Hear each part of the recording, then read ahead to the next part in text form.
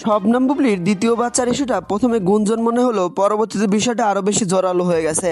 হঠাৎ করে social media থেকে হারিয়ে গেছেন শবনম বুবলি। তিনি বর্তমানে কোথায় আছেন বিষয়টা নিয়ে কেউই সঠিক ধারণা দিচ্ছে না।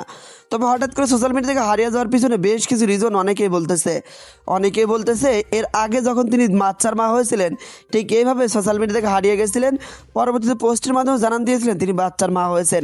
তবে এবার কি সেম একই প্রক্রিয়া রয়েছে নাকি অন্য কেউ?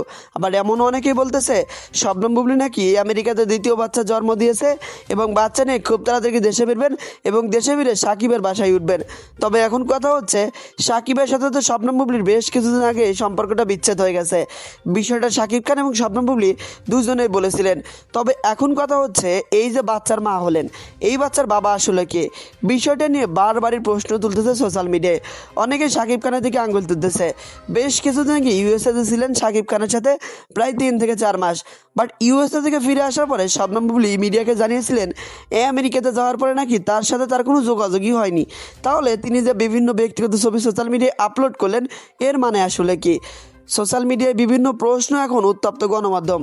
সাকিবের দ্বিতীয় স্ত্রী শবনম বুবলির সাথে একটু বেশি আলোচনা হচ্ছে। শোনা যাচ্ছে তিনি দ্বিতীয় বাচ্চার মা হয়েছেন, বাচ্চার বাবা সাকিব খান, এমনই দাবি করা হচ্ছে। তবে এখন কথা হচ্ছে বিষয়টা নিয়ে অফিসিয়ালি কোনো ঘোষণা এখন অবধি আসেনি। তবে বিষয়টা নিয়ে বারবারই বিভিন্ন ছবি ভিডিও সোশ্যাল মিডিয়ায় ছড়িয়ে ছিটে পড়েছে। তো বিষয়টা নিয়ে আপনার মন্তব্য কী? ভিডিওর কমেন্ট বক্সে অবশ্যই জানিয়ে যাবেন।